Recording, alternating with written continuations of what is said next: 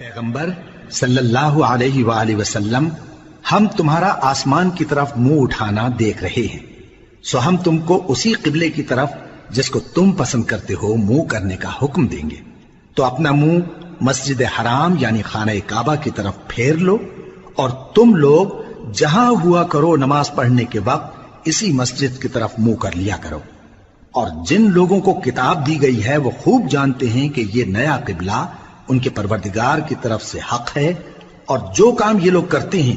اللہ ان سے بے خبر نہیں۔ اور اگر تم ان اہل کتاب کے پاس تمام نشانیاں بھی لے کر آؤ تو بھی یہ تمہارے قبلے کی پیروی نہ کریں،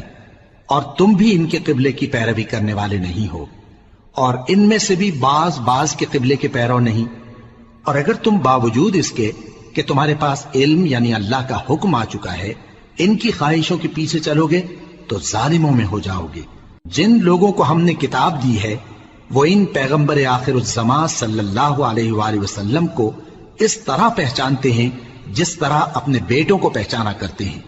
مگر ایک فریق ان میں سے سچی بات کو جان بوجھ کر چھپا رہا ہے۔ اے پیغمبر صلی اللہ علیہ وآلہ وسلم،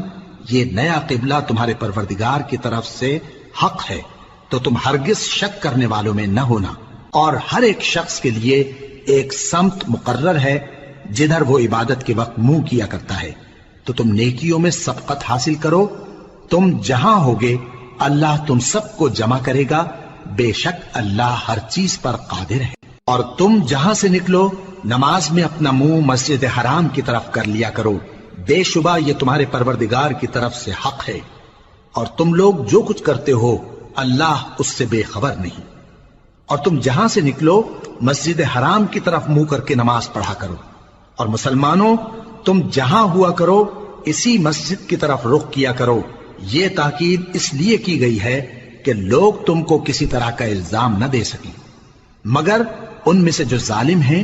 وہ الزام دیں تو دیں، سو ان سے مت ڈرنا اور مجھی سے ڈرتے رہنا، اور یہ بھی مقصود ہے کہ میں تم کو اپنی تمام نعمتیں بخشوں، اور یہ بھی کہ تم راہ راست پر